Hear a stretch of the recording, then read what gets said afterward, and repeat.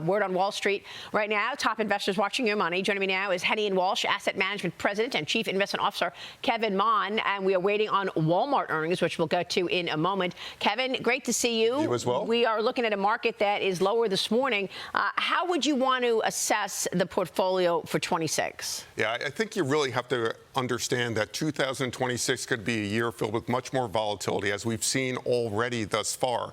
However, if you follow where all the money was spent last year and will be spent this year, I think that's where you find the growth opportunities. Those areas can be AI infrastructure, aerospace and defense, biotech, and of course, power. Power is so important for the AI revolution. So I like to lean into utilities, and I like to lean into those small modular reactor We've plays. got breaking news right now. Let's get to Cheryl with the earnings from Walmart. Cheryl. So we've got a double beat for Walmart. They came in at 74 cents earnings per share. The street was looking for 73. That's adjusted. 190.66 billion in revenue. That is a beat on revenue. They also are announcing a 30 billion. $30 billion. I had to double check. $30 billion share repurchase authorization. Billion with the B. Taking a look at U.S. comp sales, we did see a jump of 4.6%. That's actually a little bit better than what was expected. The outlook for fiscal 2027, adjusted earnings per share is 275 to 285, and that's better than expected. So that's the forecast that I was looking at for that one. They're also increasing the annual dividend, 99 cents per share, and they're talking about U.S. health and wellness comp sales, 200 basis point hit from maximum fair pricing implemented. That's in the presentation. But again, a double beat here. U.S. sales, 129.2 billion, and the e-commerce. We also saw again a jump in e-commerce sales, up 24%. I mentioned that earlier because in the third quarter, e-commerce was up 27%, 24% for this quarter. Drone deliveries has become a big story for them, and this is, of course, the first report we're getting under the new CEO. It's John Furner, as Doug McMillon stepped down on the end of January. And as Doug McMillon was stepping down, he joined us on this program to talk about that very theme, and that is how he has been able to lead this company into the digital age. Watch this.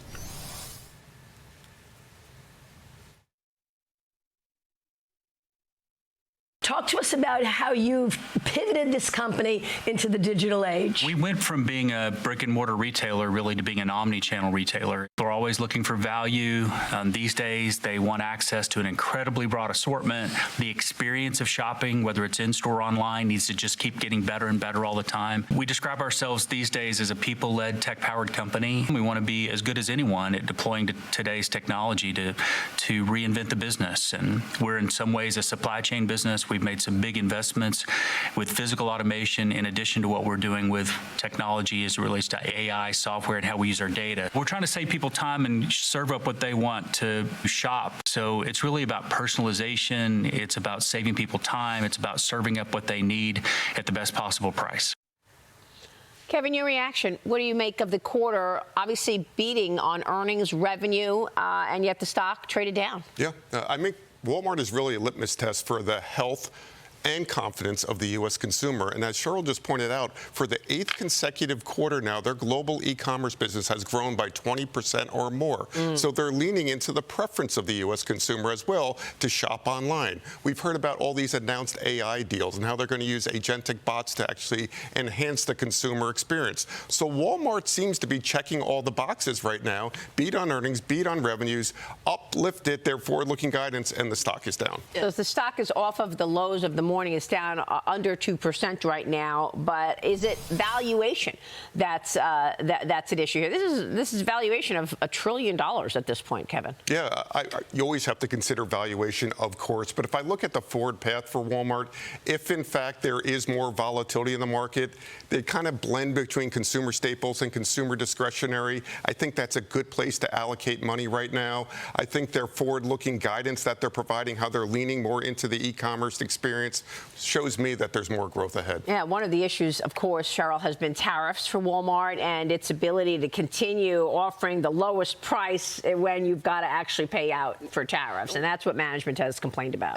they've complained about it. At the same time, they've done a really good job of managing that better than Target, which we were talking about in the break. But, you mentioned the AI deals that they've cut. I mean, you can now go, you can shop on Walmart or Sam's Club through all of these chatbots. And they were one of the first large retailers to cut these deals with the AI companies. And they're seeing growth from it. I mean, e-commerce is just firing on all cylinders. Absolutely. And again, it's groceries. It's a good look at the consumer through Walmart's eyes, the largest retailer. But we've got other data coming out this week. I want to get your take on the backdrop and the macro story with interest rates this morning pulling down on the 10-year. The Fed minutes from the January meeting revealed a split on interest rates. Some officials said that interest rate hikes could be on the table. Others want further progress on inflation before considering another cut. This morning, the 10-year is up 2 basis points. As you just saw, we got the first read on fourth quarter GDP out tomorrow morning, where economists are expecting 3% annualized growth, and then the inflation gauge, the December PCE index out tomorrow morning, where we're expecting a gain of 0.3% and year-over-year 2.8%. How important are these numbers to you and how you allocate capital right now? Very much so, but I don't think investors should expect too much from the Federal Reserve this year. I don't think the U.S. economy needs too much from the Federal Reserve this year. Consider right now, the unemployment rate just fell to 4.3%. We just had 130,000 new jobs created when only 55,000 were expected. Very strong jobs number. Yeah, Atlanta GDP now estimate for Q4 is 3.6%. And we're on track for the 5th consecutive quarter of double-digit year-over-year earnings growth for the S&P 500. That strikes me as a Goldilocks type of economic scenario. Not too hot, not too cold. So maybe we get 2 rate cuts towards the second half this year, but don't expect anything during the first. And that's even before we see the impact of the big, beautiful bill, which is going to take effect, and we see those tax refunds coming for customers. More stimulus and consumers after April 15th. Kevin, always a pleasure. Thank you, Maria. Thank you so much. Kevin Mahn joining us this morning.